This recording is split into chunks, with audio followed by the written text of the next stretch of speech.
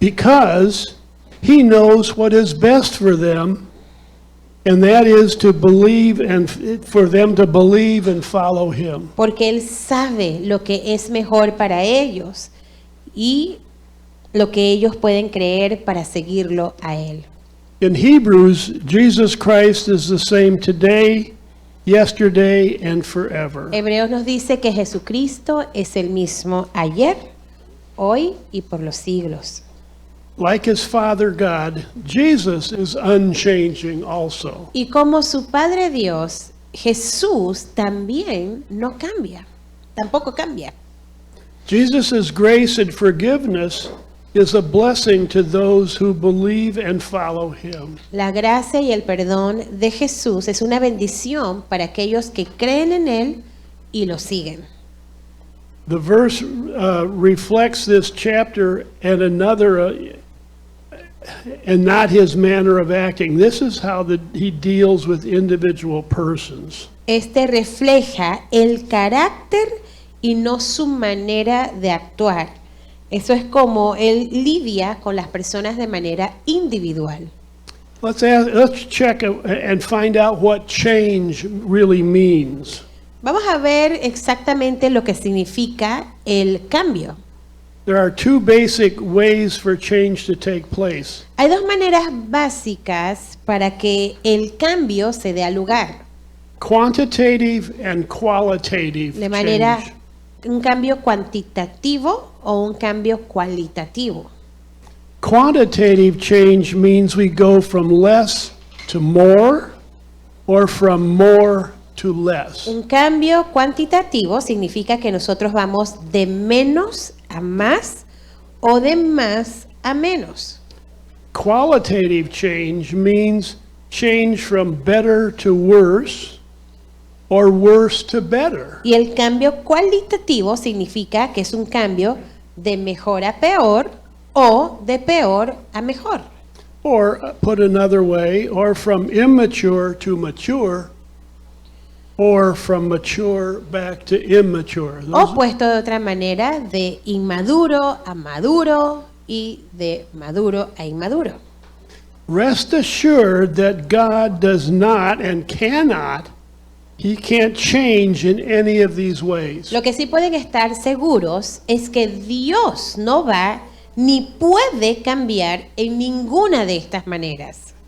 The concept of a God who grows or develops is way inconsistent with what the biblical portrait of God is. El concepto de un Dios que crece o se desarrolla es inconsistente con el retrato de Dios en la Biblia.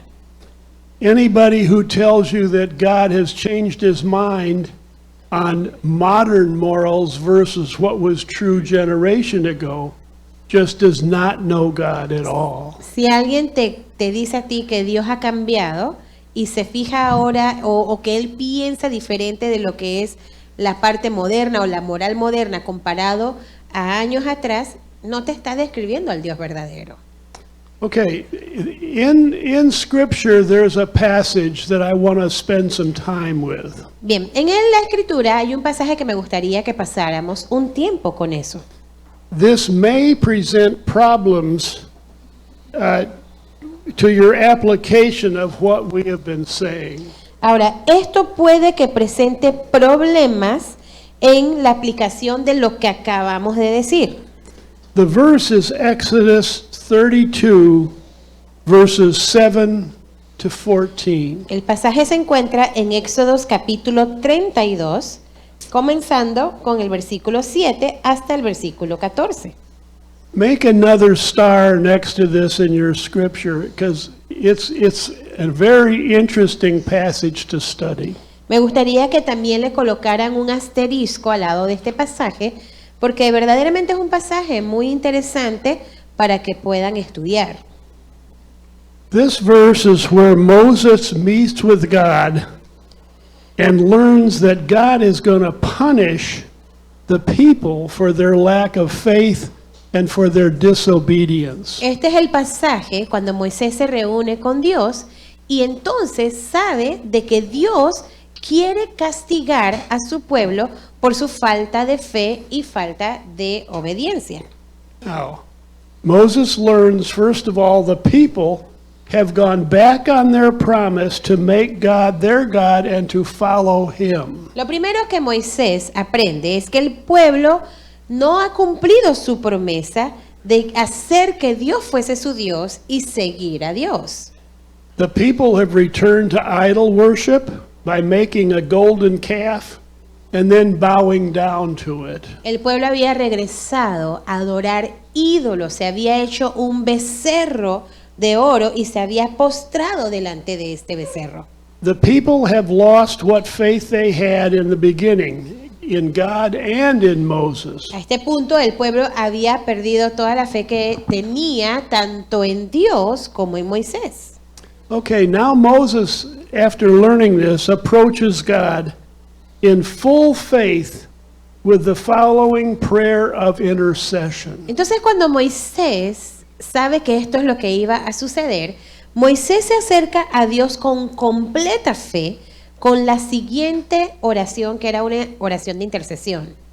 He reminds God that these are his people, not Moses' people. Él va donde Dios y le recuerda que este era el pueblo de Dios y no el pueblo de Moisés. He reminds God that he has saved these people from captivity in Egypt. Él le recuerda a Dios que él había salvado a este pueblo del cautiverio en Egipto.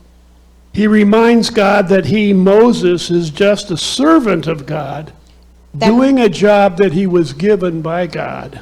También él le recuerda a Dios que él, o sea, Moisés, era solamente un siervo de Dios haciendo el trabajo que Dios le había dado. God relents and does not punish the people he had said he would punish. Entonces Dios allí como que detiene eso, no castiga al pueblo como dijo que lo haría. Moses reminds God of his Abrahamic covenant, where he promised to build them into a nation and give them the promised land. Ahí Moisés le recuerda a Dios de su pacto abrámico, donde Dios había prometido que él iba a hacer de este pueblo una nación y que le iba a dar a este pueblo la tierra prometida. This covenant can't be filled if God wipes out all the people. Y este pacto no podía ser cumplido si Dios hacía desaparecer a su pueblo. When you read to the end of chapter 32, will you see that God does destroy some people? Ahora, si ustedes leen el capítulo 32 hacia el final, ustedes van a observar que Dios sí destruye a algunas personas, a los pecadores. He destroys the sinners while saving all of the faithful Levites, the believers. Él destruye a los pecadores mientras que salva a los levitas fieles.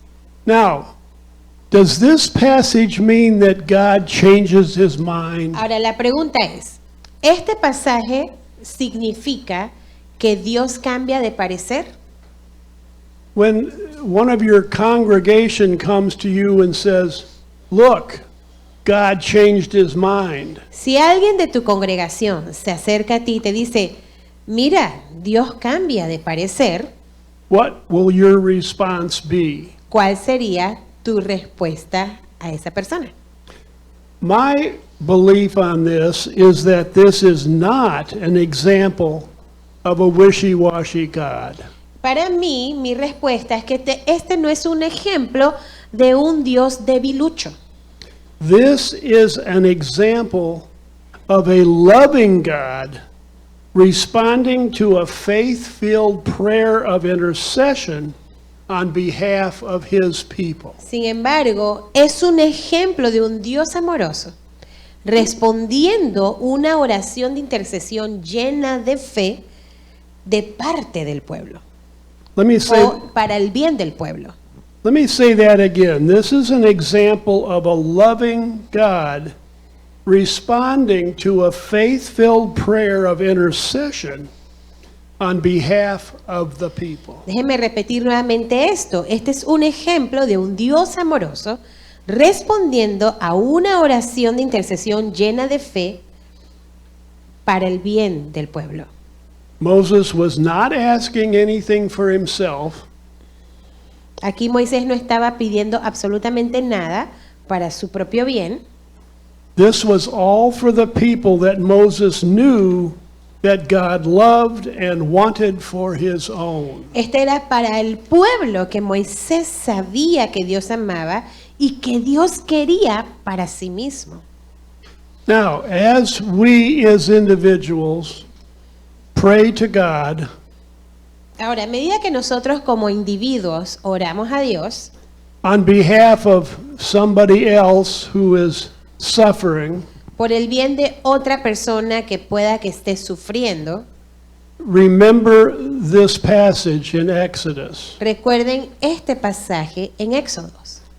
God will answer the prayer of intercession from a faith-filled heart that is praying on behalf of another person. Dios responde a la oración de intercesión que viene de un corazón lleno de fe que está orando por el bien de otros. We won't always know what the answer is going to be, but God is going to pay attention. Nosotros no sabemos con certeza cuál va a ser la respuesta, pero sabemos que Dios escucha nuestro clamor. While our moods, attitudes, desires, and opinions change, Mientras que nuestro humor, actitudes, deseos y opiniones cambian, God is not subject to such changes. Dios no está sujeto a este tipo de cambios, Perfection need not change. porque la perfección no necesita cambiarse. The God who never changes changes us. El Dios que nunca cambia, nos cambia.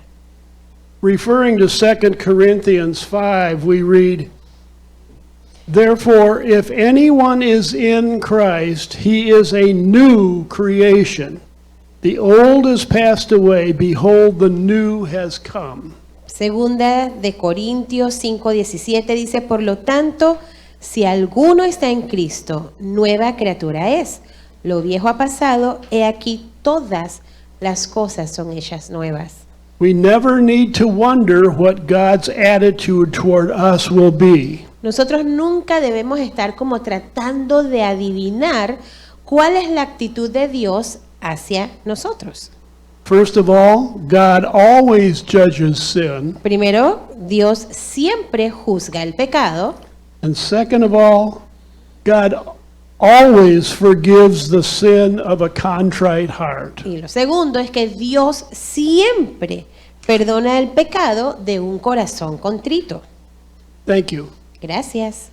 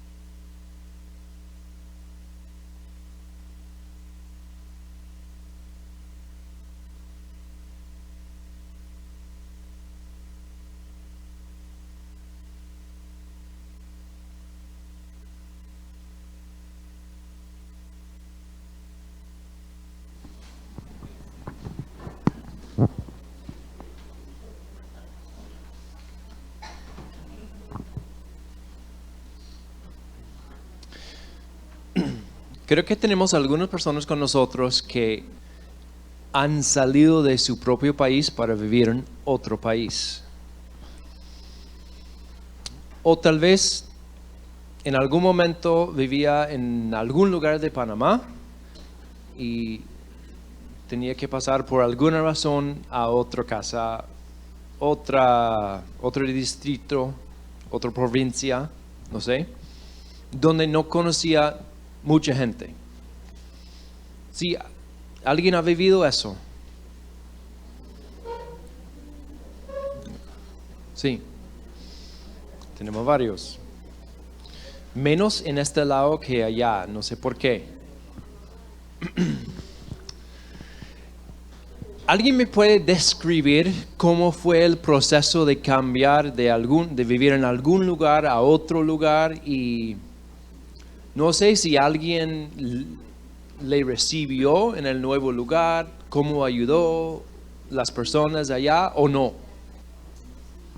¿Alguien puede compartir sobre esa experiencia?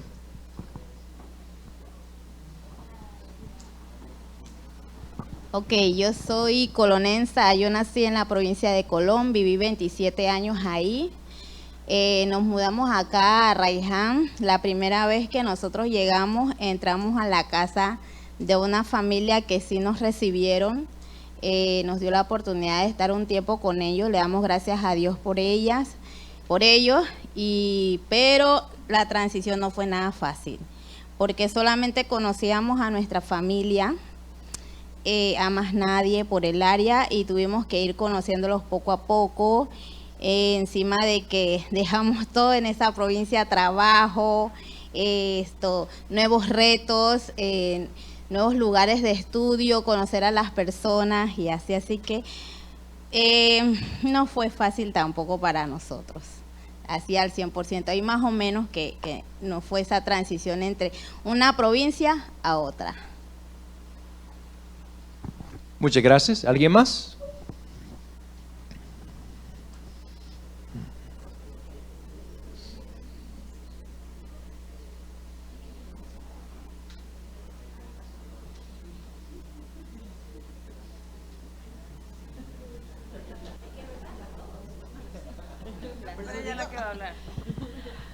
Ok, nosotros vinimos, yo soy de Ecuador, mi esposo es panameño y ecuatoriano también, pero es la tercera vez que venimos a Ecuador, de Ecuador a Panamá.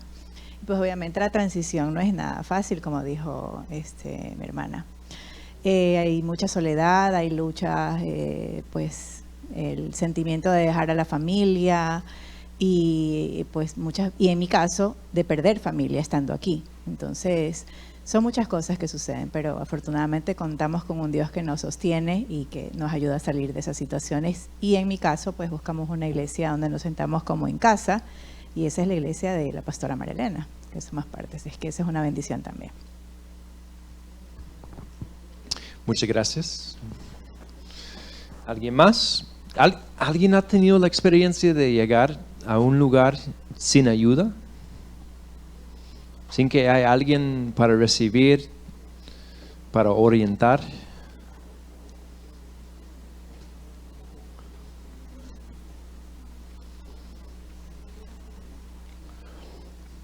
Cuando nosotros pasamos de Estados Unidos para Costa Rica, sí habían personas que nos ayudaron.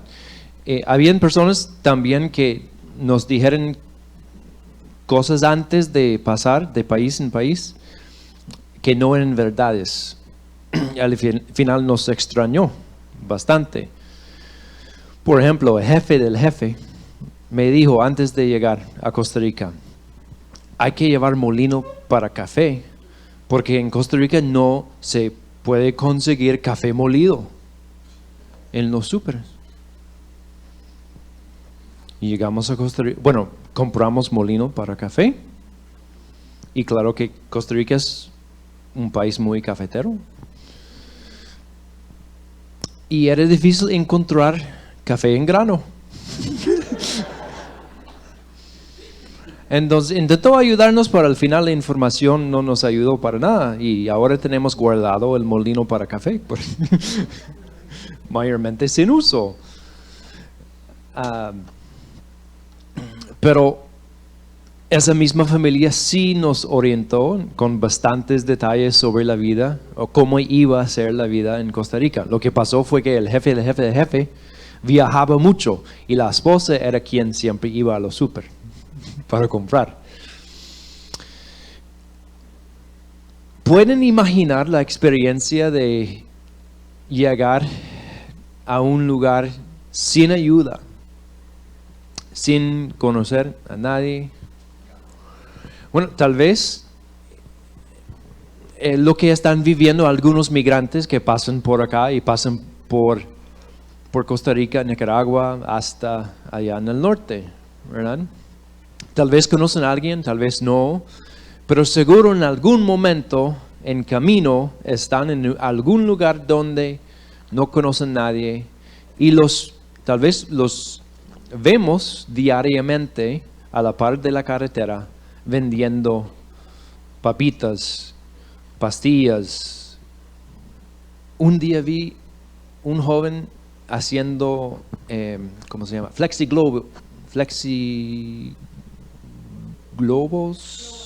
Globoflexia, gracias. Al revés. Sí, y vendiendo eso, porque era lo que él tenía en ese momento para salir adelante en el camino. Ok, pónganse en la posición de una persona que llega a un lugar así,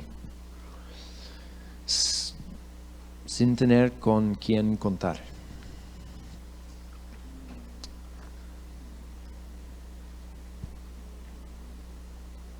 Dios nunca experimenta eso. Dios nunca tiene necesidad de ayuda de otro. Él no tiene que preocuparse de llegar a un lugar y no conocer dónde comprar el café en grano para usar el bendito molino.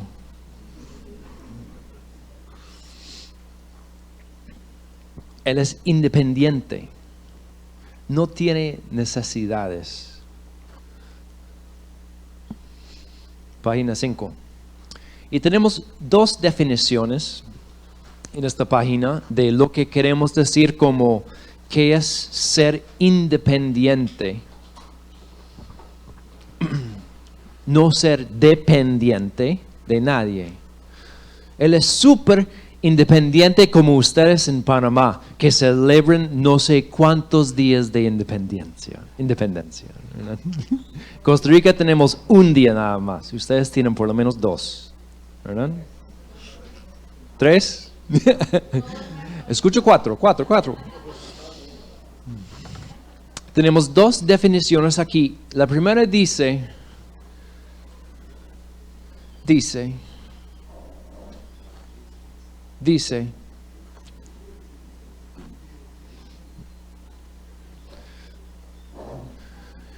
lo que quiero comunicar, hermanos, es que no soy independiente de Leo. Necesito a Leo para llenar este espacio en blanco. Este espacio en blanco dice, Dios es completamente autosuficiente. Autosuficiente y no necesita nada.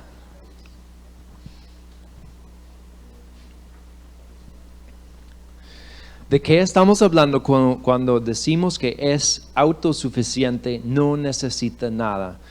Para seguir existiendo, Él no necesita nada fuera de Él. ¿Qué necesitamos nosotros para seguir con vida? Sándwich, a veces un sándwich de hot dog.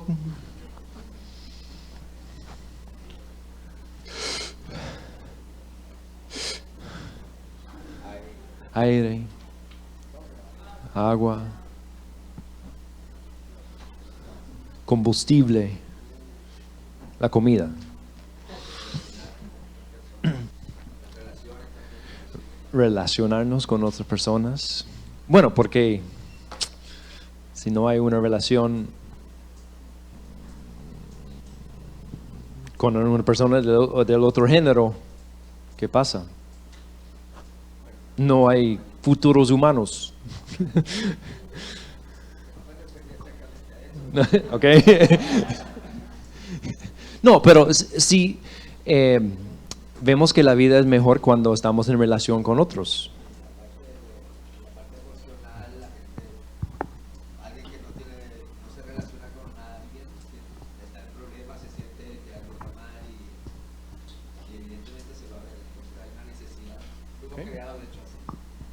Sí, fuimos creados para estar en relación con otros. Dios no necesita nada para seguir existiendo como Dios. No se debilita para nada si no recibe aire, ni comida, ni relación. Sigue existiendo sin cualquier cosa fuera de él. Es autosuficiente. Antes de ver los textos, vamos a ver la otra definición. Dios actúa libremente y no es influido para actuar por nada fuera de sí mismo.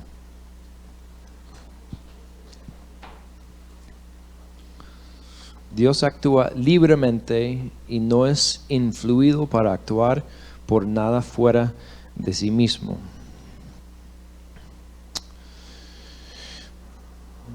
O sea, esa persona con poder económico no puede comprar el actuar de Dios.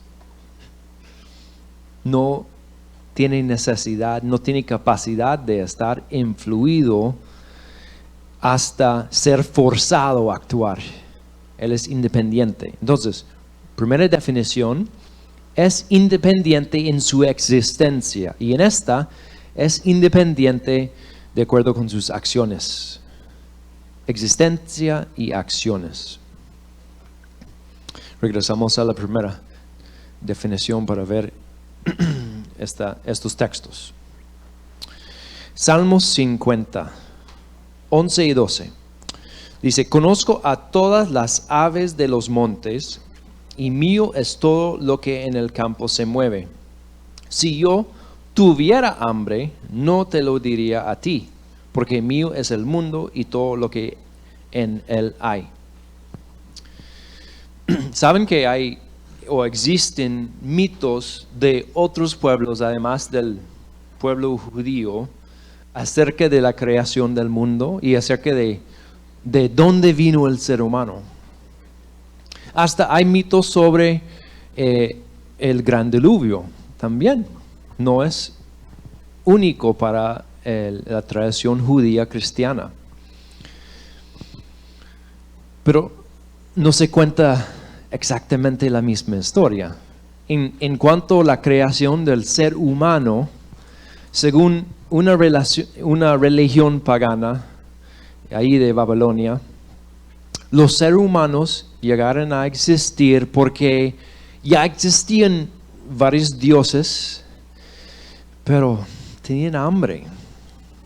Necesitaban alguien que podía trabajar para ellos, para cultivar la tierra. ¿Qué tipo de Dios es esto? Que necesita que alguien más siembra, cosecha, trabaja para seguir existiendo. Nuestro Dios no es así. No nos necesita. Si tuviera hambre, no tendría que decirlo a nosotros. ¿Qué podemos hacer para Él? Hechos 17, 25. No es servido por manos humanas como si necesitara de algo, puesto que Él da a todos vida y aliento y todas las cosas. Entonces, Él no necesita, más bien Él da a nosotros para que nosotros sigamos existiendo. Él provee lo que nosotros necesitamos. Romanos 11, 35. ¿O quién le ha dado a Él primero para que se le tenga que recompensar? ¿Qué podemos darle a Dios para forzarle a devolver algo a nosotros? ¿Quiere Dios adoración, alabanza, servicio, ofrendas de nosotros, de la iglesia cristiana, porque Él necesita, porque tiene una necesidad innata de estar alabado? No, no necesita, pero merece. No hay duda de que merece, pero no nos necesita. Si yo sufro un paro cardíaco en este momento, los Mark pueden seguir enseñando con Ivac, ¿verdad? Dios no me necesita. ¿Qué era? Sí, por favor que me tiren afuera, no sé. Dios es increado, no es creado, es sin causa. Él es la causa mayor, no necesita nada de los quienes somos el efecto. ¿Verdad? Dios no llegó a ser supremo en algún momento, siempre era ser supremo. Dios simplemente es y nunca ha sido diferente. Y es el único ser que puede decir esto. No depende de nadie para existir y tampoco para actuar. Él actúa libremente y no es influido para actuar. Daniel, ¿alguien que puede leer para nosotros Daniel 4?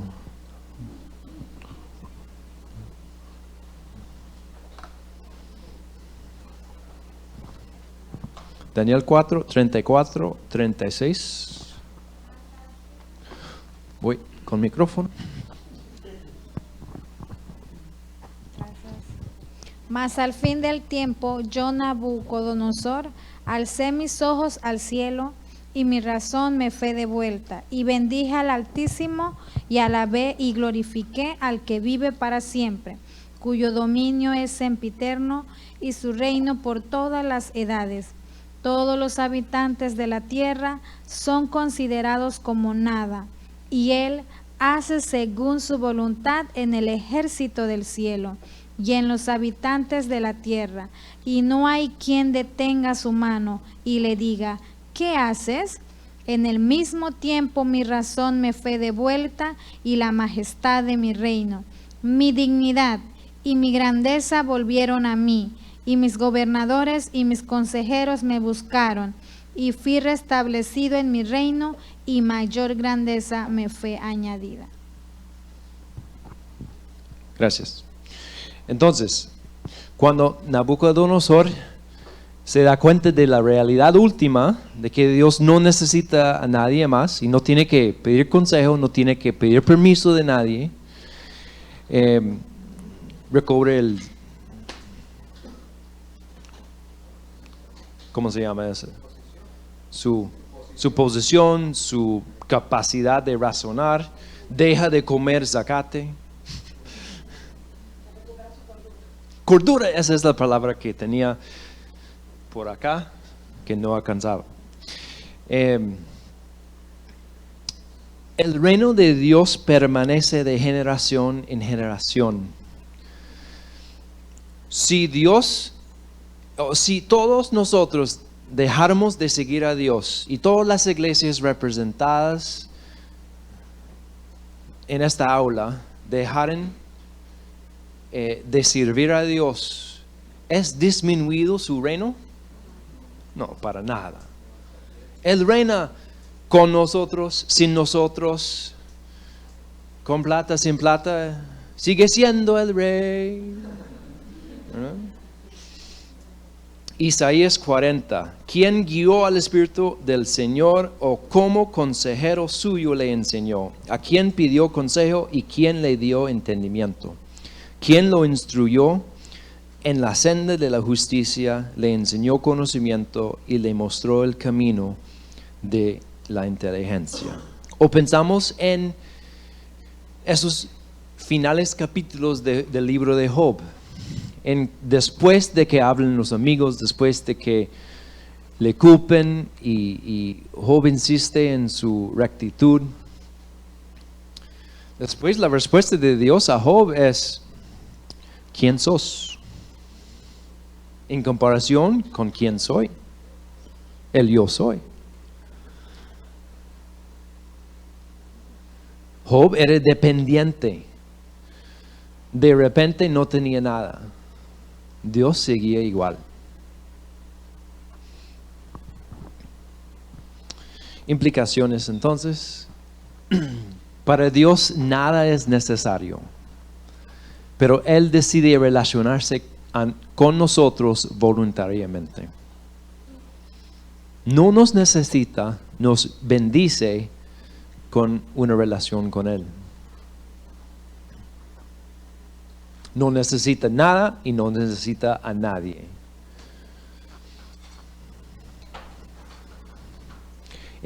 ¿En quién tiene Dios para confiar? ¿Quién es igual de confiable? Él mismo. Confía en sí mismo porque merece esta confianza. Nosotros dependemos de Dios para tener vida y confiamos en Dios para tener vida eterna, porque ha dicho, ha pronunciado que habrá vida eterna con Él. Y finalmente ahí, Dios no rinde cuentas a nadie por sus planes y acciones. Nadie está preguntando si está amando suficientemente el prójimo. Él es amor y ama y no deja de amar.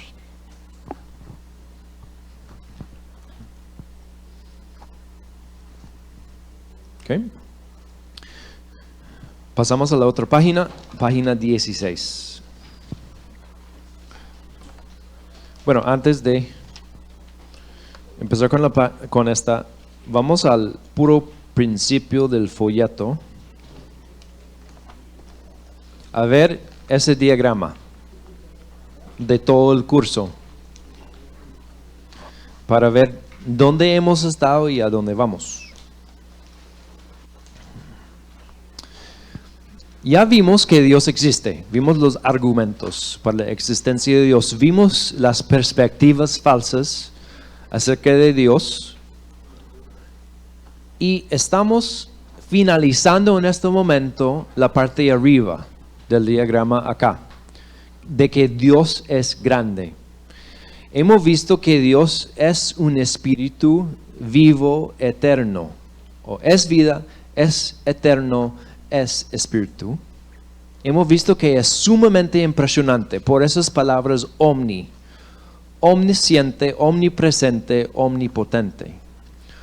O sea, no es limitado en conocimiento, no es limitado por lugar, no es limitado en poder, no es limitado por tiempo, no es limitado por un cuerpo físico. Y estamos en esta parte que dice Dios es constante y libre. Entonces Mark presentó que Dios es inmutable, no cambia nunca.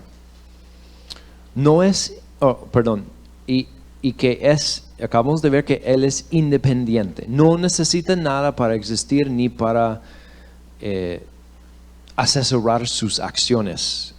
Y estamos llegando al final de esta sección de que Dios es grande, o usando la palabra que escuchamos ayer de Arcesio, que es trascendente. Y seguro han visto que en esta sección va ahí en cada página. Trascendente. Es simplemente más allá de nosotros, más allá de nuestro entendimiento, más allá de nuestra experiencia, más allá que nosotros. ¿Qué concluimos acerca de estos atributos de Dios después de ver que Dios es grande?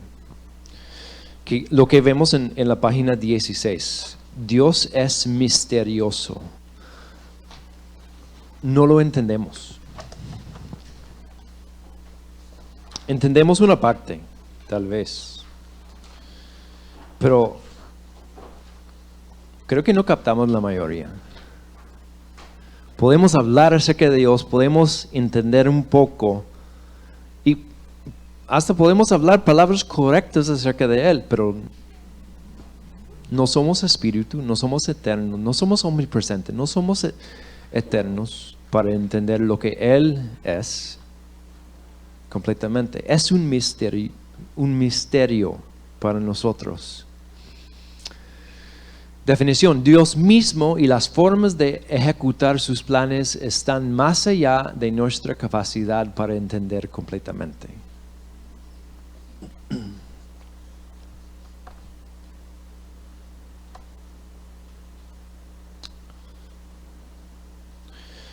Bueno, y me gustaría escuchar un poco de un coro de ustedes leyendo las escrituras que tenemos en el fundamento. Entonces, voy a pedir a las personas de este lado, busquen las citas de Deuteronomio y Job y Salmos. Y por este lado, Isaías y Romanos. Bueno, para ser más explícito, estas mesas, Isaías, las mesas de atrás, Romanos,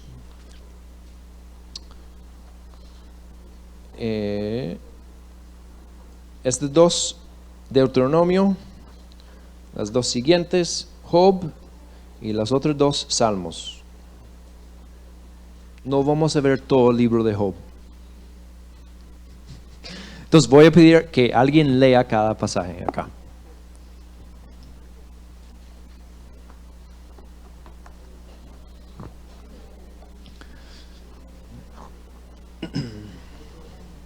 Entonces nada más busquen el pasaje y vamos a leer para que todos escuchen.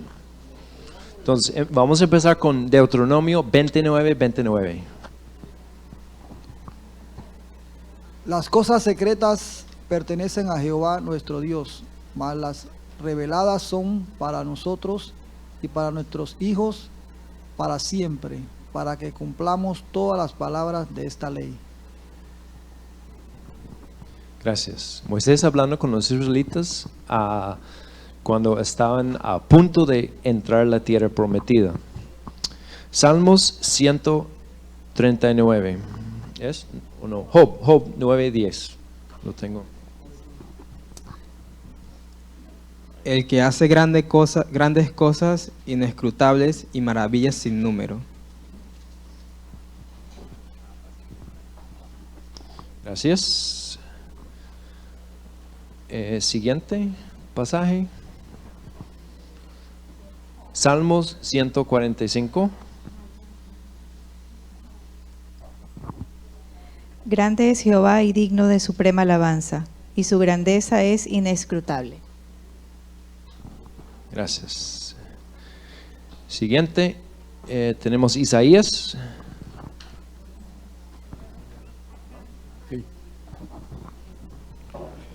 Isaías 40:28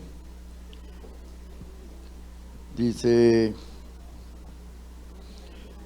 no has sabido, no has oído que el Dios eterno es Jehová, el que creó los confines de la tierra, no desfallece ni se fatiga, con cansancio y su entendimiento no hay quien lo alcance.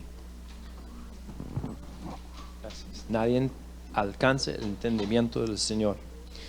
Y tenemos al final Romanos 11.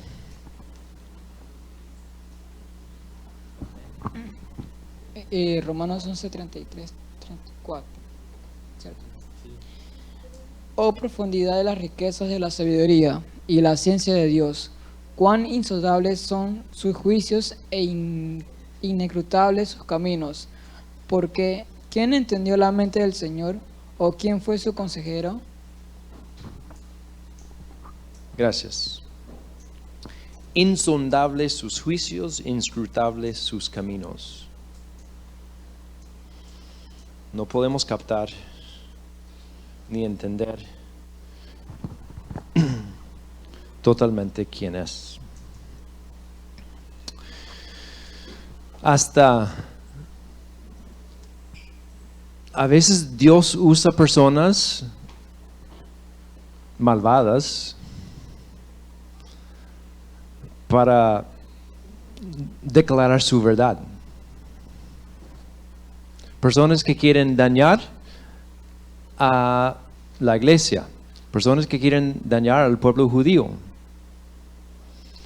Como ese profeta que era pagado, andaba detrás del pueblo de Dios y le pagaban para maldecir al pueblo, y al final solo salían palabras de bendición de su boca. ¿Quién con el nombre? Balaam. Gracias. Dios usa métodos que no entendemos a veces. Dios puede usar algo sumamente doloroso para hacernos crecer. ¿Escogeríamos este camino nosotros? No.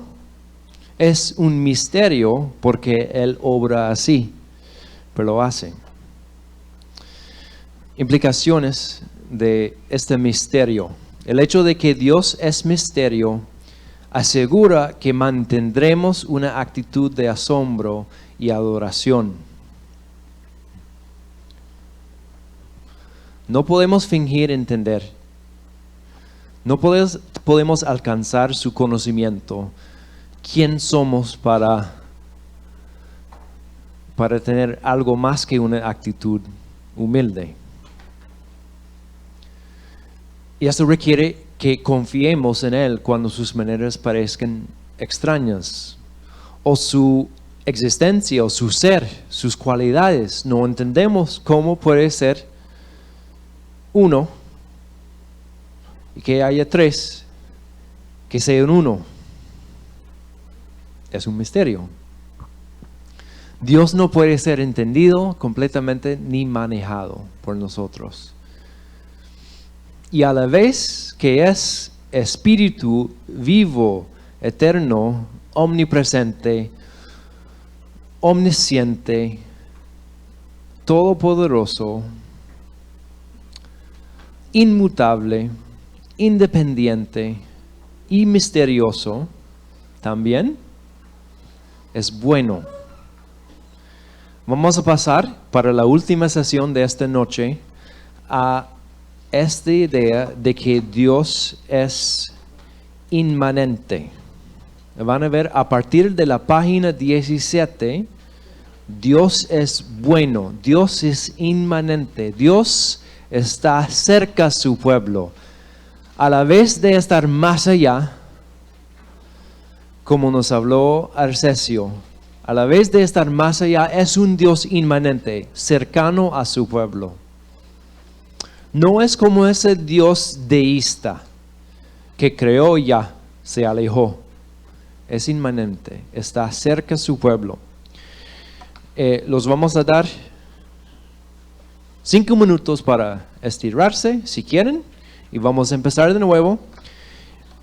No vamos a continuar en la página 17, vamos a saltar hasta,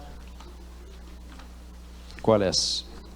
23, página 23, cuando regresamos en 5 minutos, ¿ok? Preguntas, dudas antes del descanso. 23, ¿ok? 5 minutos para descansar. No sé qué está pasando en este momento afuera, si hay reunión, entonces por favor no molestemos mucho afuera si hay algo allá.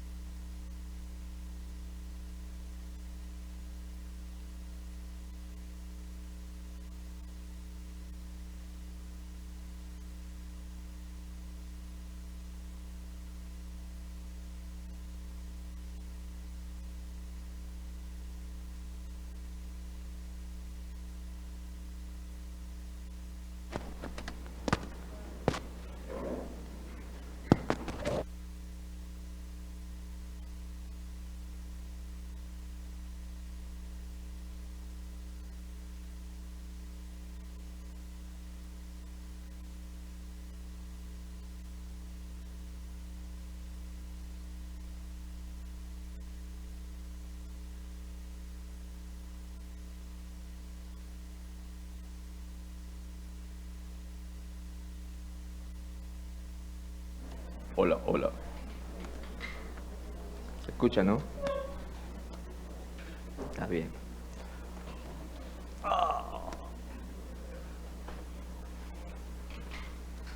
¿Y tú?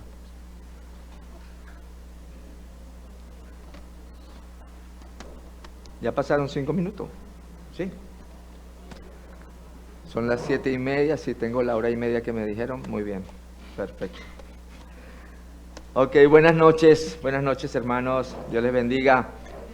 A los que no me conocen, aunque Frank me presentó ayer, mi nombre es John Córdoba, yo soy el pastor de la Iglesia Bíblica Nuevo Nacimiento en Arraiján. Yo soy de Colombia, mi esposa Malúa que está por allí, ella es de Venezuela. Nosotros nos capacitamos en el Centro de Formación Misionera en Venezuela hace unos años y estamos aquí en Panamá hace 7 años sirviendo allí en esta congregación.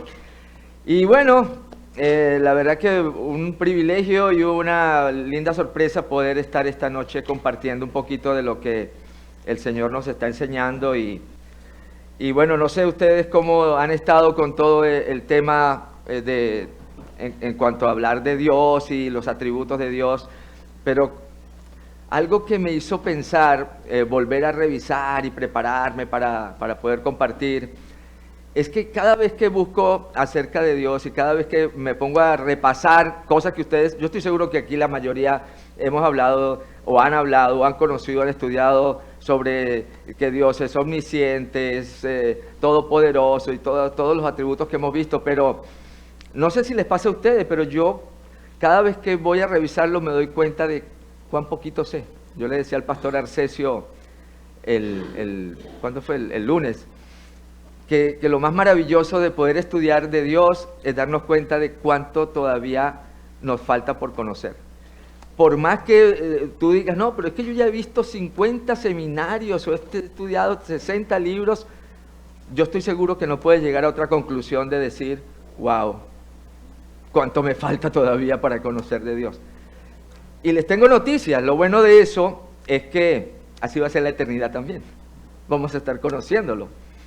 Y no podíamos esperar menos de un Dios infinito, ¿verdad?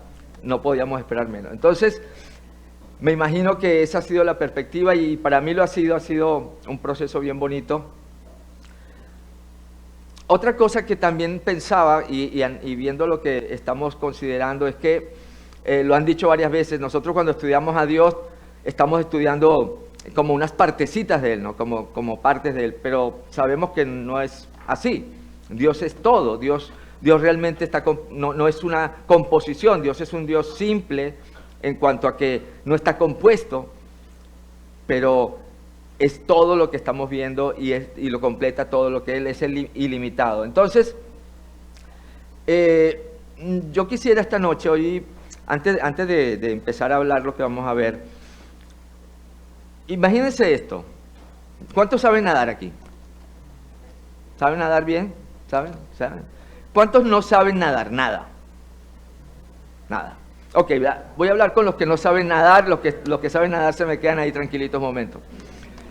¿Qué tal si tú tuvieras la oportunidad, tú que no sabes nadar, de ir a un curso intensivo especializado para aprender todas las técnicas de natación posibles, para aprender los métodos de respiración, las brazadas, los estilos, cómo manejarte en las profundidades, en aguas abiertas, en piscinas, y tuvieras la oportunidad de concentrarte de tal manera que toda esa información llegara a ti, te llenaras de esa información y la aprendieras, pero al dedal, completita. Y perdón, algo que antes que se me olvidaba, que ahora debo estar usando lubricación constante, se me seca mucho la boca esas son secuelas de mi tratamiento, pero me perdonan si cada vez que me seco tengo que volver. Entonces, fíjense, ¿qué pasaría si tienes todo ese conocimiento? Pero perfecto, y vas y haces tus exámenes y aprobado en todo. ¿Y qué pasaría si sabiendo todo eso, te vas para un lago, estás ahí, ves ese lago bien precioso, bien grande, y decides lanzarte a nadar? ¿Qué puede pasar?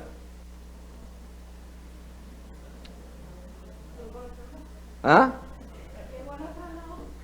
Llega al otro lado. Solo conociendo, solo sabiendo. Lo sabes todo. Sabes todo de nadar. Lo perfecto. Te sabes qué es respirar debajo del agua, todo eso. ¿Estás seguro que podrías nadar solo sabiéndolo todo? No, ¿verdad? Pues bien, nosotros vamos a hablar de eso esta noche, pero acerca de Dios. Hemos hablado de que Dios es omnisciente, que todo lo siente. No, que todo lo conoce, todo lo sabe. Es totalmente ilimitado en su conocimiento. Y hoy vamos a hablar de que Dios es sabio. Ahora, este es un aspecto que, como estaba introduciendo ahorita David, habla de esa característica de un Dios inmanente, ¿verdad? Un Dios que se relaciona, un Dios que se interesa por su creación. Y la sabiduría de Dios es un aspecto que demuestra esa cercanía y ese interés que Dios tiene por su criatura. Y eso es lo que vamos a estar viendo en esta noche. Dios nos demuestra que Él es inmanente y lo hace de varias maneras. Lo hace de varias maneras y vamos a considerar algunas de esas maneras en algunos pasajes que tenemos por allí en la guía. Y como ha sucedido con otros atributos, otra cosa que quiero que tengan en cuenta es que yo no voy a tratar de exponer pruebas de que Dios es sabio. Yo no voy a tratar de convencerlos de que Dios es sabio, pero les voy a dar evidencias de que lo es.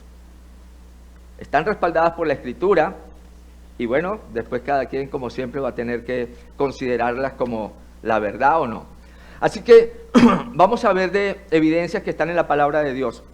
Pero vamos a comenzar definiendo, que no se olviden del ejercicio de la natación, que vamos a hablar de eso después, pero el significado de sabiduría.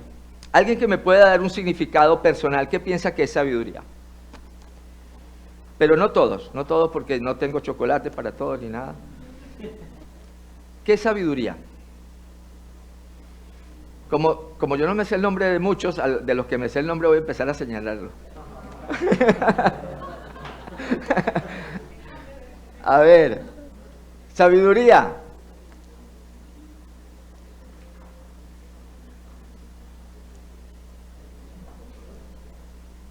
¿Un hito?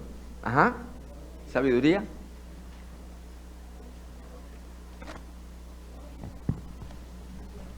A ver, una valiente.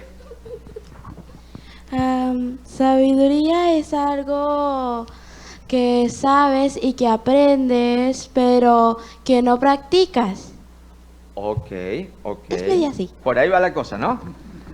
Algo que sé, que aprendo y no practico. Un poquito parecería como el ejercicio de la natación de ahorita, ¿verdad? ¿Alguien está de acuerdo o en desacuerdo con esa definición? ¿O tiene otra definición? A ver, ¿cuál tienes tú ahí?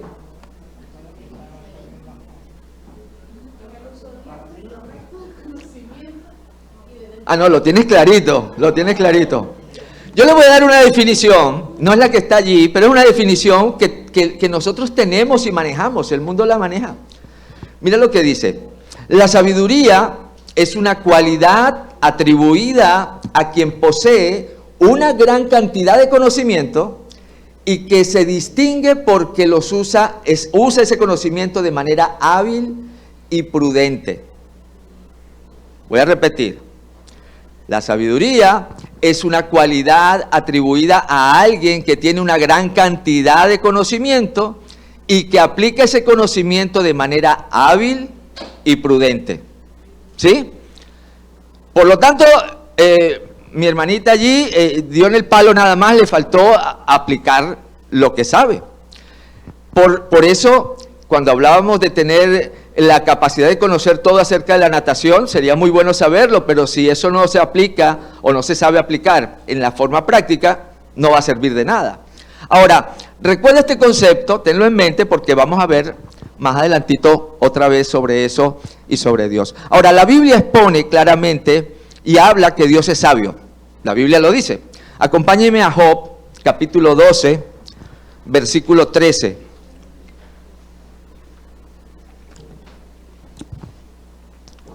¿Qué? Yo decía, me escucho doble. Job 12:13, ¿qué dice allí? ¿Alguien que lo pueda leer rápido? No me hagan hablar mucho porque me quedo seco. La sabiduría y el poder suyo es el consejo y la inteligencia. Gracias, hermano. En él están la sabiduría y el poder y el consejo y el entendimiento son suyos, ¿verdad? Está la sabiduría. Daniel, capítulo 2, versículo 20. Vamos a leerlos y quiero después llegar a un punto con eso. Daniel 2:20. ¿Alguien más?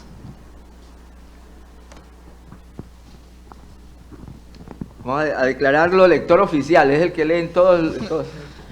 Y Daniel habló y dijo, sea bendito el nombre de Dios y de siglos en los siglos, porque suyos son el poder y la sabiduría. Muy bien, suyos son el poder y la sabiduría, dice la Biblia. Romanos 16:27. ¿Alguien más? Romanos 16:27. Gracias. Al único y Dios sea mediante Jesucristo para siempre. Amén. Sea gloria mediante Jesucristo para siempre. Amén. No. Dice. ¿Sí es? Romanos 16:27, ¿no? Ajá. Al único y sabio Dios. Y sabio, ok. Ajá. Sea gloria mediante Jesucristo para siempre. Amén. Gracias, hermano. Me ha asustado ya. Sí, y sabio, ¿no? Y sabio. Y tenemos Colosenses 2:3, que son versículos que están ahí en la guía.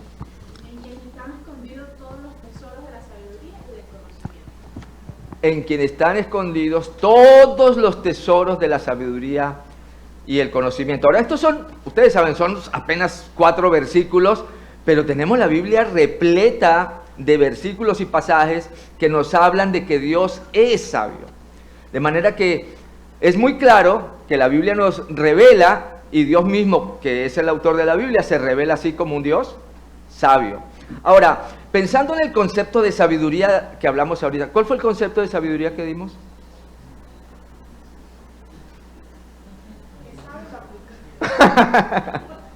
A ver. La sabiduría es una cualidad atribuida a alguien que tiene gran conocimiento y aplica ese conocimiento de manera hábil y de manera prudente. Ahora, nosotros podemos reconocer, la Biblia dice, Dios es sabio, y ese concepto de sabiduría, ¿cómo se aplicará a Dios entonces? Si para atribuir sabiduría a alguien se necesita conocimiento, ¿Dios califica? Si para atribuir sabiduría a alguien se necesita conocimiento, ¿calificará a Dios? Por supuesto que sí. Nada más y nada menos que es ilimitado en su conocimiento, es omnisciente. Ok, primer punto bien. Ahora, si Él califica en cuanto a todo su conocimiento, ¿será que Dios posee la capacidad de discernir y aplicar ese conocimiento de una manera justa y correcta? Sí, porque Dios es santo y justo, aunque esto lo vamos a ver después. me adelantaron un poquito. Ahora, podemos definir que Dios es sabio, y en la guía tienen allí, creo que es para llenarlo. Sí. Podemos definir que porque Dios es sabio, los propósitos, las decisiones y las acciones de Dios son entonces perfectos. No hay nada que Dios vaya a hacer que pueda ser incorrecto porque tiene todo el conocimiento y aparte de eso, la aplicación hábil y correcta para todo el conocimiento que tiene. Es perfecto, todo lo hace perfectamente. Siendo así, la sabiduría de Dios entonces se refiere al conocimiento perfecto de Dios y la capacidad que tiene Dios para llevar a cabo que ese conocimiento produzca sus propósitos. ¿Sí? Lo voy a repetir. Siendo así, la sabiduría de Dios se refiere a que ese conocimiento perfecto puede ser traducido porque Dios tiene la capacidad para hacerlo, en que sus propósitos se cumplen, en que nada de lo que Él se propone tiene problema de hacerlo, porque lo va a hacer siempre y de la mejor manera posible. No improvisado, Dios no va a hacer prueba y error. Nosotros normalmente cuando queremos hacer algo, posiblemente tengamos que hacer prueba y error para ver si nos sale algo más o menos bueno. Pero Dios tiene todo el conocimiento y además la habilidad de actuar de manera perfecta para que el propósito que Él tiene se cumpla. Ahora, dicho de otra manera, Dios aplica su conocimiento infinito de manera perfecta conforme a sus propósitos. Eso es la sabiduría de Dios. Dios aplica su conocimiento infinito de manera perfecta conforme a sus propósitos. Como está en la guía, podemos decir entonces, que es la otra parte que está en su guía, Dios es habilidoso en su ejercicio de su perfecto conocimiento. ¿Sí? Dios es habilidoso en el ejercicio de su perfecto conocimiento. Ahora, esta definición está basada en un término hebreo que se usa para hablar de sabiduría, que es hokmah, que está en sus guías, al final tienen una referencia de eso. Ese concepto en hebreo, esa palabra hebrea, se usa para describir destreza, habilidad, técnica, ¿verdad? Y por eso nosotros decimos que Dios es habilidoso en el ejercicio de su perfecto conocimiento, porque Él no solamente sabe, pero sabe cómo usarlo, ese conocimiento de manera perfecta. El ejemplo que les di de la natación. Hermano, si usted hace su curso de natación, procure que sea curso práctico, ¿yo? Porque solo teórico no le va a servir de mucho, se lo aseguro. Si no podemos aplicar, si el conocimiento no es aplicado de manera efectiva, no sirve el conocimiento, ¿verdad? ¿De qué valdría saber nadar si me voy a ahogar? Ahora, en el caso de Dios, que lo sabe todo, no solamente lo sabe todo, pero Él perfectamente puede llevar a cabo su propósito en base a ese mismo conocimiento. Por eso cuando Él creó, en la creación, veíamos que cada día que terminaba Él decía, y vio Dios que era bueno. Es decir, que estaba perfecto, que estaba conforme al propósito con el que Él lo hizo. Nada de lo que Dios creó fue creado con ningún tipo de diferencia de lo que Él se había propuesto. ¿Por qué? Porque Él es sabio. Él es sabio. Por eso decimos que Dios es habilidoso. Ahora, esa sabiduría de Dios, el hecho de que Dios es sabio, no es solamente un concepto. No es solamente una idea que la Biblia nos presenta, no es una declaración que encontramos en la Biblia nada más. Con todos sus atributos, con todo lo que es Dios, la sabiduría también se evidencia. Y la Biblia nos muestra, nos deja saber evidencia de eso, pero esa evidencia también es visible para nosotros hoy en día y es evidente de muchas maneras y yo pienso inclusive que es evidente en todo.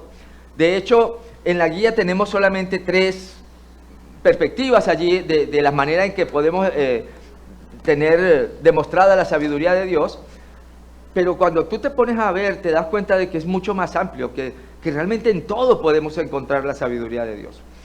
En su guía tenemos lo primero, la sabiduría de Dios se manifiesta en la creación, ¿sí? Se manifiesta en la creación, de manera evidente. De verdad, hermano, apartando que eres creyente ahora mismo, no resulta obvio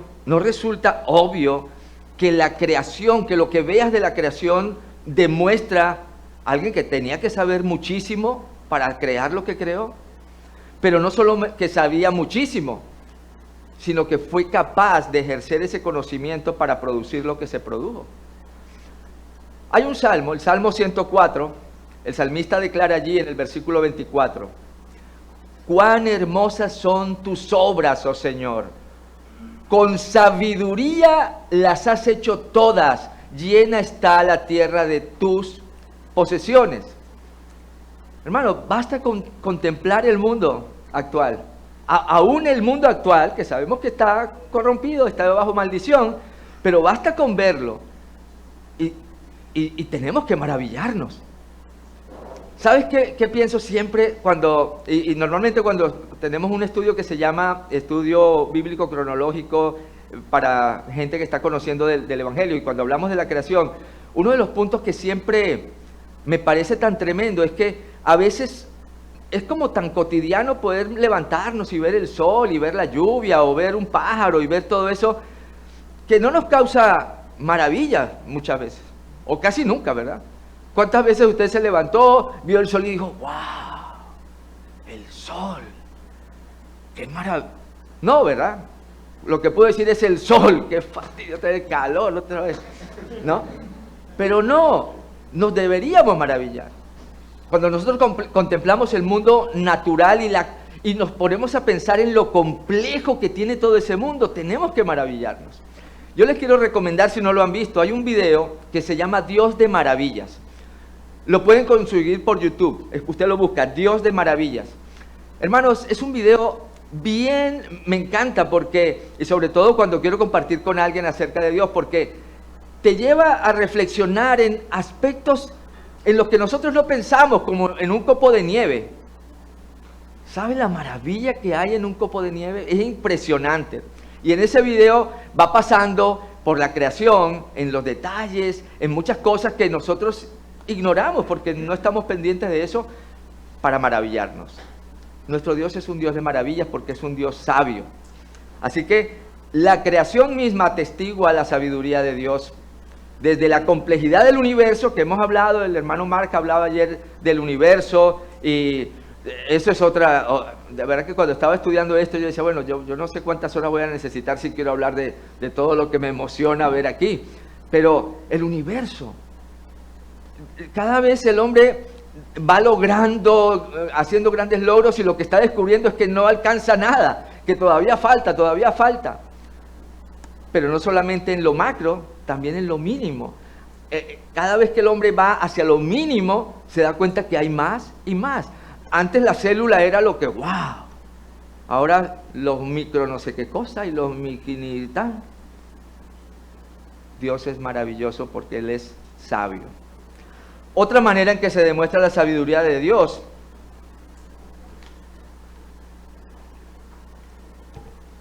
y es la razón por la que deberíamos decir aleluya, es en la redención.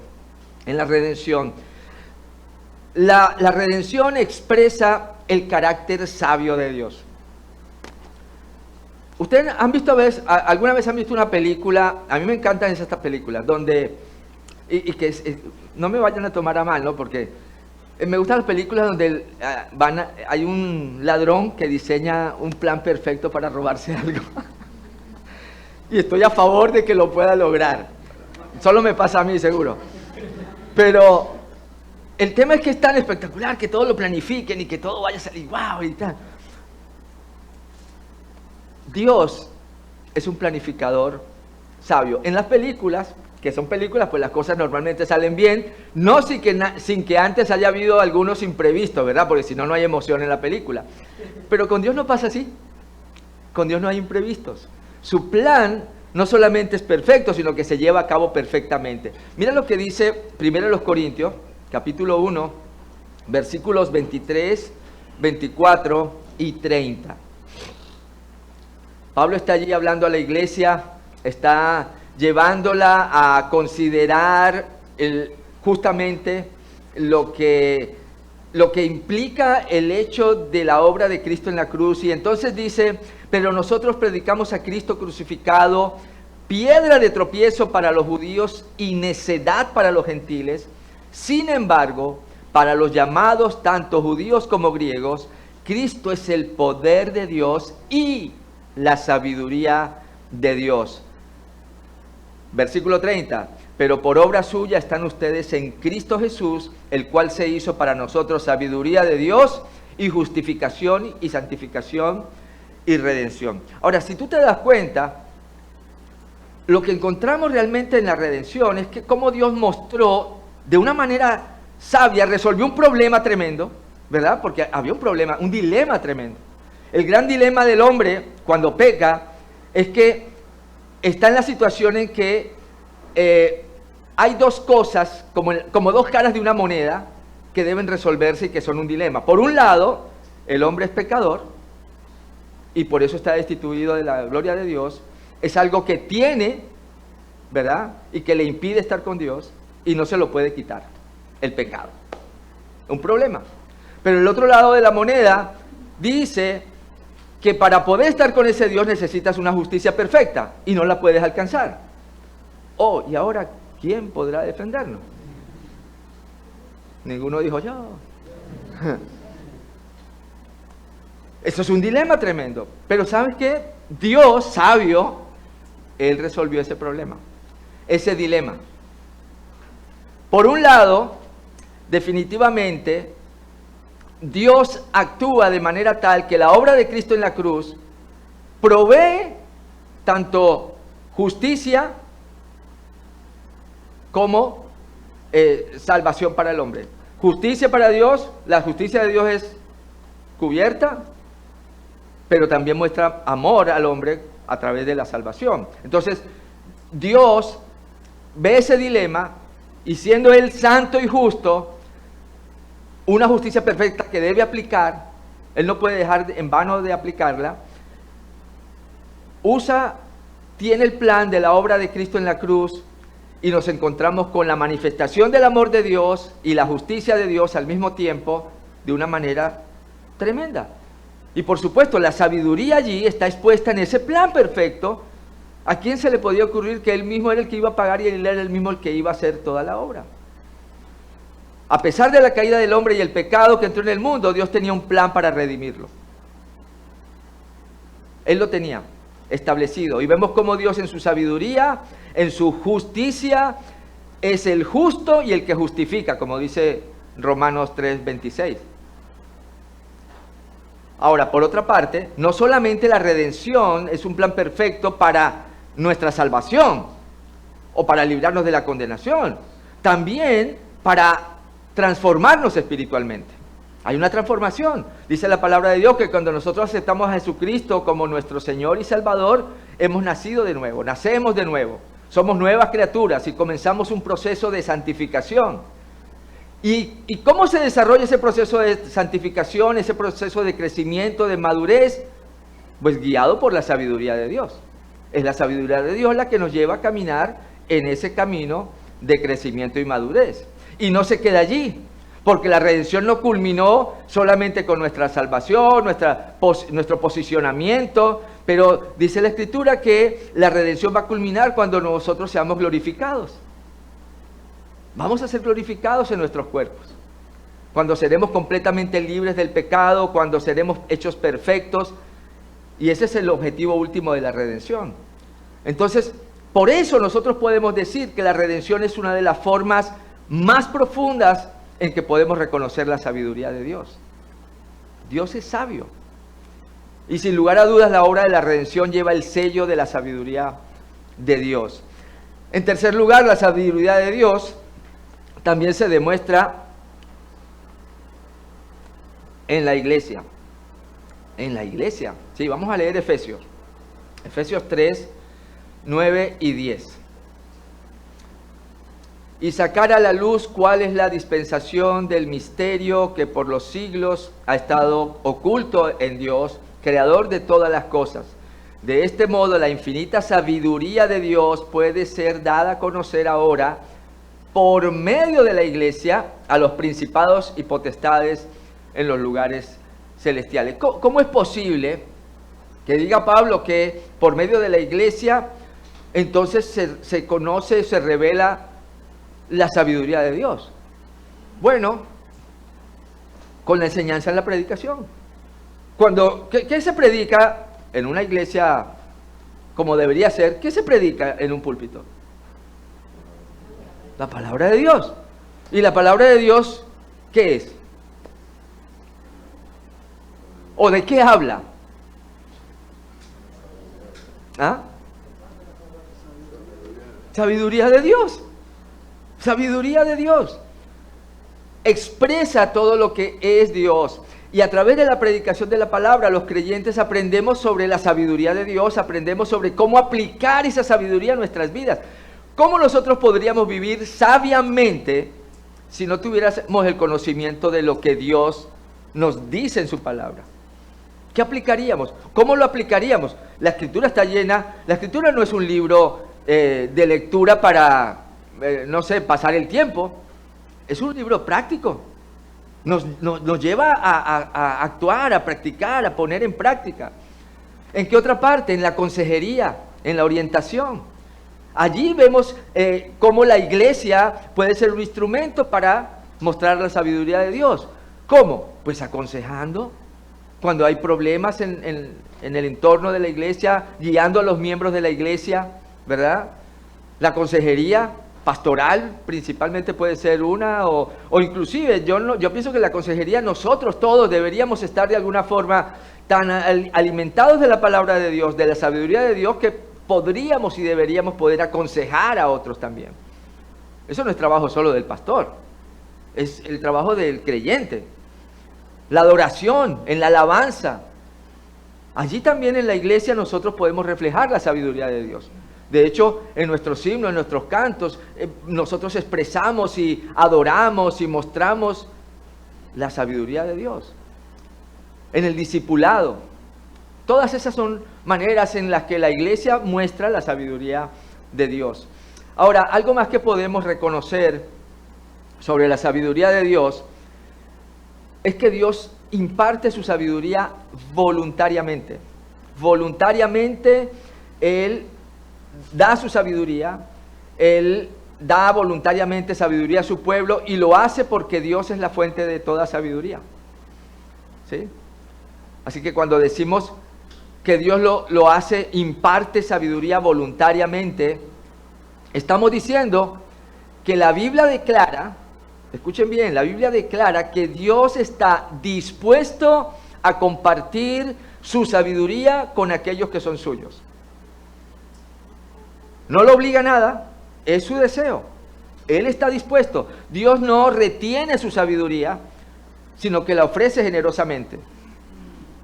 ¿A quién? Al que la busque en Él. Al que la busque en Él.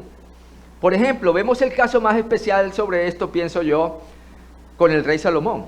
Conocemos la historia del rey Salomón, ¿verdad? Él, cuando Salomón toma el reinado después de su padre David, el Señor se le aparece en sueños a Salomón y le dice que le pida lo que él quiera y él se lo va a dar. Qué oportunidad, ¿no? ¿Qué pasaría si tú le preguntaras al vecino, mira, si tú tienes la oportunidad de pedir lo que quieras, ¿qué vas a pedir? No, sabiduría. No, ¿verdad? Pero la petición de Salomón, ¿cuál fue? Primera de Reyes, capítulo 3, versículo 9. Él dice allí al Señor ante esta tremenda oferta, da pues a tu siervo un corazón con entendimiento para juzgar a tu pueblo y para discernir entre el bien y el mal. Pues, ¿quién será capaz de juzgar a este pueblo tuyo tan grande? Y no vamos a entrar en todos los detalles de todo este pasaje que es tremendo, pero me llama mucho la atención porque a veces pensamos, no, Salomón tenía sabiduría, Dios le dio el hombre más sabio, pero no era total sabiduría en todo. No era que él se la sabía todas, si no, no hubiese tampoco después más adelante, bueno.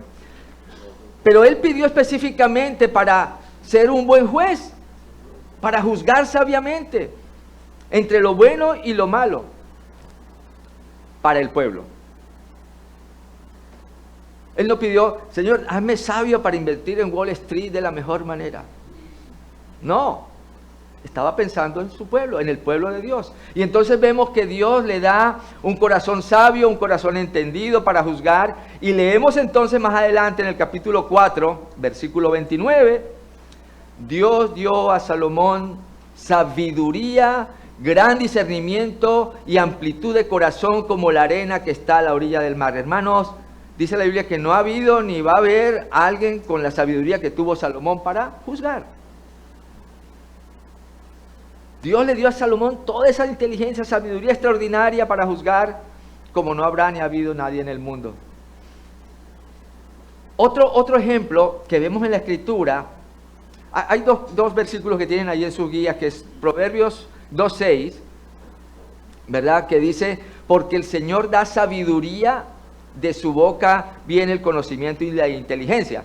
Entonces, lo que estamos viendo es que Dios voluntariamente da sabiduría y Dios da sabiduría, dice aquí el Proverbios, porque Él tiene el conocimiento y porque también provee inteligencia.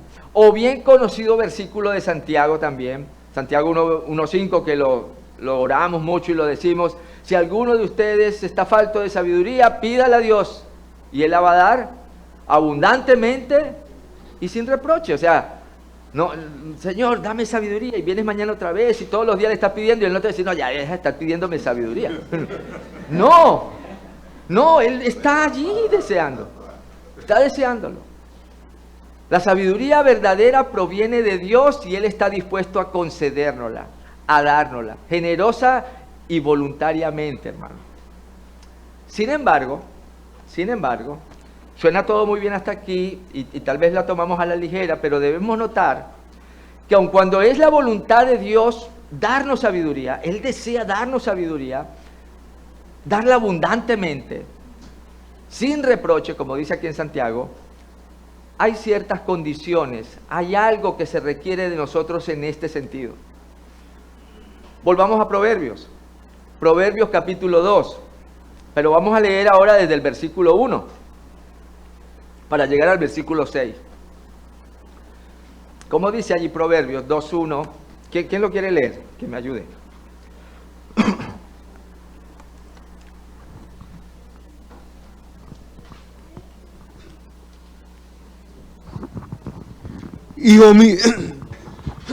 Hijo mío, si recibiréis mis palabras y mis mandamientos, guardaréis dentro de ti.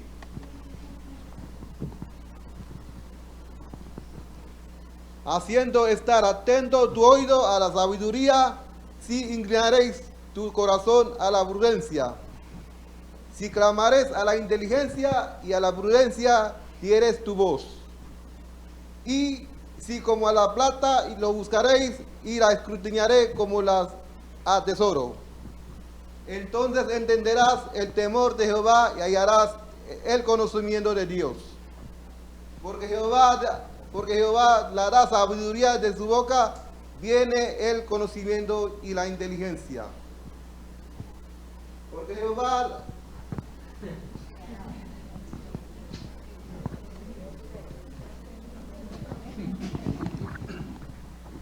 ¿Se dan cuenta? Gracias, hermano, gracias.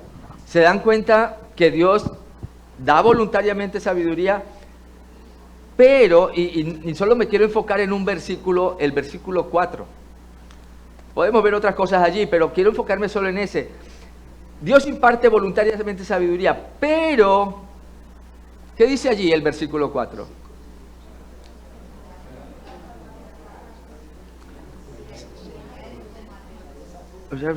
Ok. Yo se las voy a leer en la versión que tengo aquí, que es la Nueva Biblia de las Américas.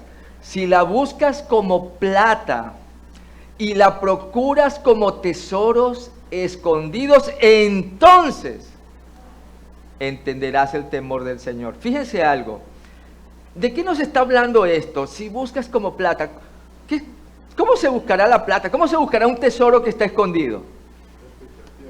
¿Ah? Dándole, ¿verdad? Dándole. ¿Será que se busca un tesoro escondido acostado en la hamaca o...? ¿Ah? No, ¿verdad? Si a usted le dice, mire, en ese campito, allí hay un tesoro. Ay, amigo.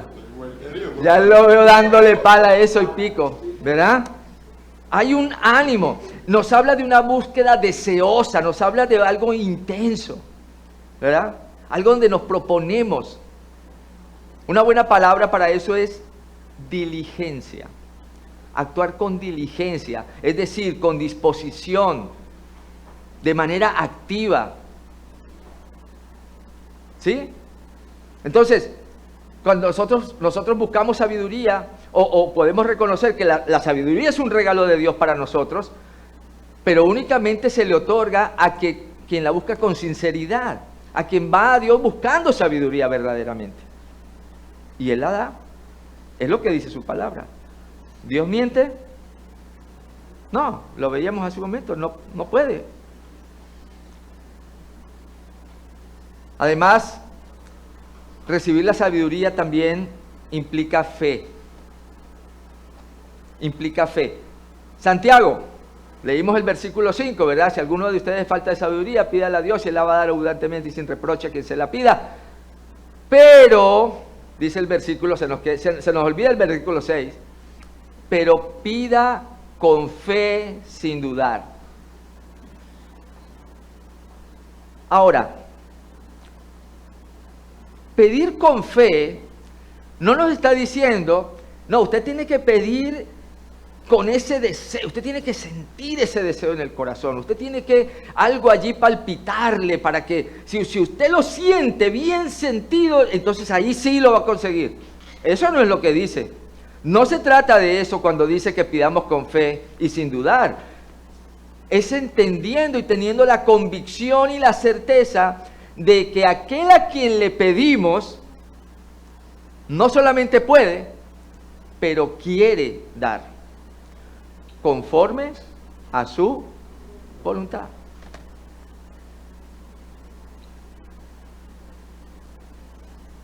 Por eso tengamos cuidado. Dios da abundantemente sabiduría, pero usted no vaya a pedirle sabiduría. Mire, yo necesito hacer un negocito, Dios. Dame sabiduría para meter esa. No, hermano, no está hablando de eso. Está hablando de que usted pueda aplicar los principios que Dios le enseña en su palabra a su vida, de manera que eso produzca un fruto para la gloria de Él. Sin fe es imposible agradar a Dios, dice la palabra, ¿verdad? Porque el que busca a Dios debe creer que le hay y que Él galardona a quien le busca. Le obsequia, le da al que le busca. De allí que la sabiduría empieza con el temor a Dios. ¿Sí?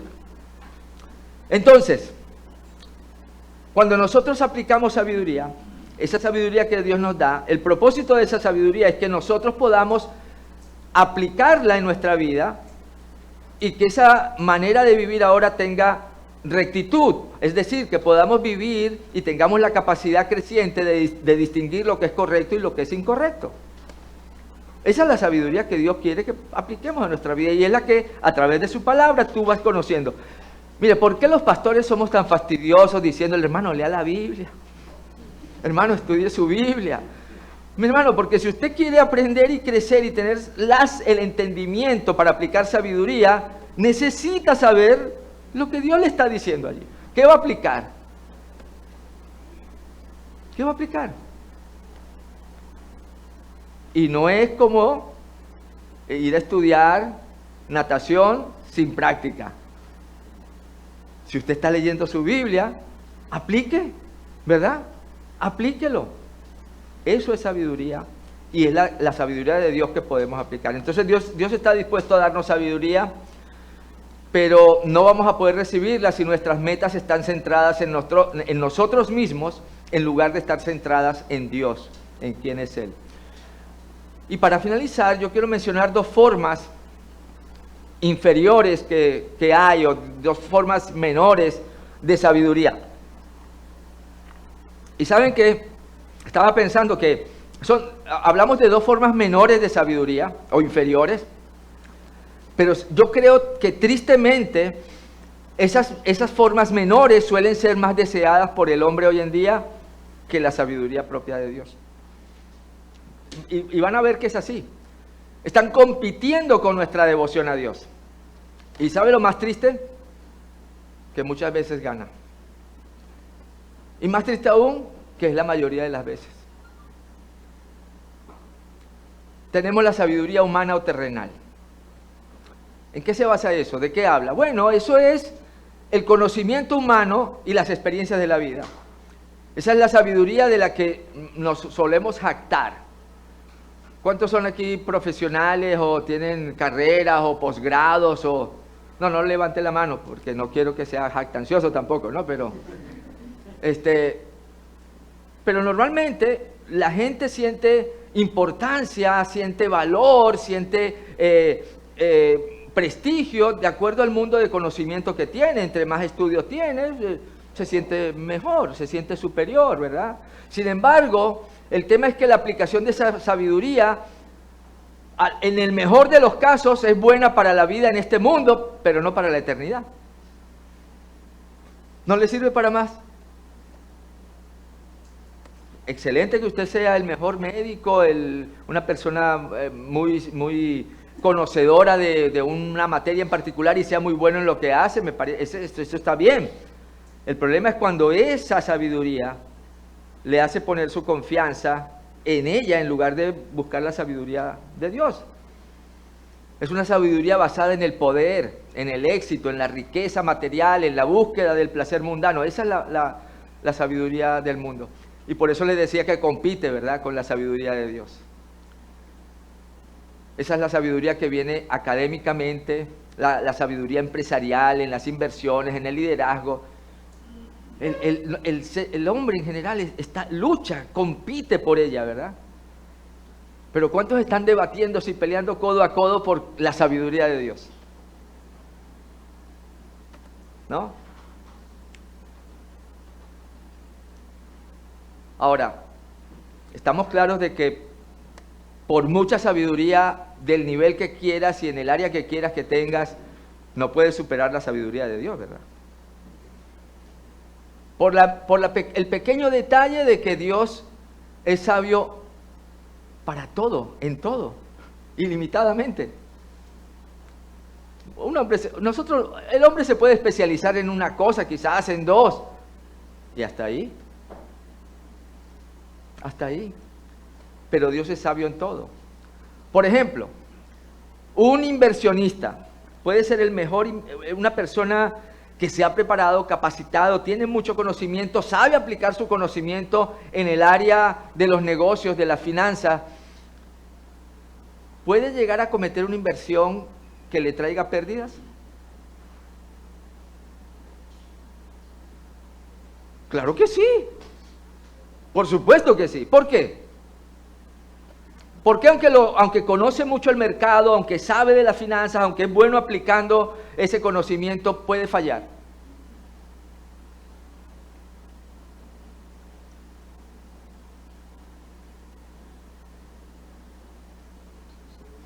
Porque es limitado. Es limitado, ¿viste? ¿Viste? ¿Por qué no lo dice? Porque es limitado. Es limitado. Por más que sepa, él no va a tener todas las variables para evaluar si va a ser perfecto. No puede.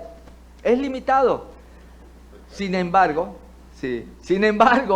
mientras la sabiduría del hombre es limitada, la sabiduría de Dios es ilimitada. La sabiduría del hombre puede fallar, pero la sabiduría de Dios es perfecta. En 1 Corintios, no lo vamos a leer, por supuesto, desde el capítulo 1, versículo 18, hasta el capítulo 2, versículo 8. No lo vamos a leer ahorita, pero usted lo va a leer en su casa, porque si no, esta noche no va a dormir bien. El apóstol Pablo contrasta aquí justamente la sabiduría del mundo con la sabiduría de Dios. Hace un contraste allí. Y él destaca que el mensaje de la cruz, aunque parece una locura para algunos, es en realidad el poder de Dios para salvación. Y Pablo continúa entonces explicando que Cristo es la verdadera sabiduría. Él es la verdadera sabiduría de Dios. Y que la sabiduría del mundo es insuficiente para conocer a Dios. Ahí está Pablo en estos versículos hablando de esto. De manera que él hace un contraste entre esa sabiduría humana que puede llevar al hombre a la confusión y a la división, con la sabiduría de Dios en Cristo, que trae unidad y trae entendimiento. Y en el capítulo 2, Pablo habla de la sabiduría oculta de Dios, que ha sido revelada por el Espíritu Santo. Entonces, lo que podemos notar es que la sabiduría no es accesible a través del hombre. No es a través de los hombres que yo adquiero la sabiduría que requiero de Dios. No es a través de la sabiduría humana, es dada por Dios mismo. Y su Espíritu Santo es la manera a través de la cual somos guiados para tener ese conocimiento, ese entendimiento. Alguien que no es un hijo de Dios, alguien que no ha nacido de nuevo, que no tiene el Espíritu Santo, no puede tener sabiduría de Dios. No puede. Y ojo, ustedes pueden darse cuenta que en la historia, de hecho, hay naciones inclusive que han usado principios bíblicos para establecerse como nación, usan principios bíblicos para dirigirse, y está bien, pero no es sabiduría de Dios en el sentido de que no proviene de un conocimiento de Dios verdadero, tiene otras intenciones.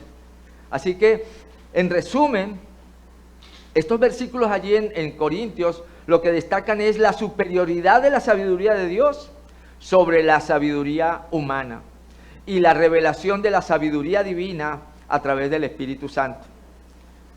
Necesitamos de Él. Esa es la sabiduría humana o terrenal. Y luego tenemos una que anotar, está allí, sí, la sabiduría satánica.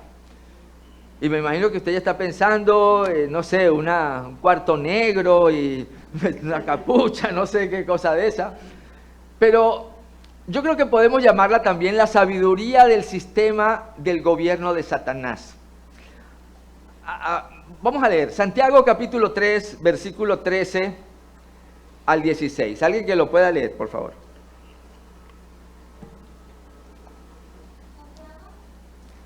3:13 al 16.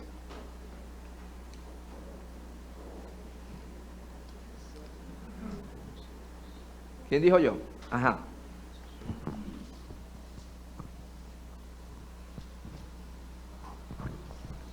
¿Quién es sabio y entendido entre vosotros? Muestre por la buena conducta sus obras en sabia mansedumbre.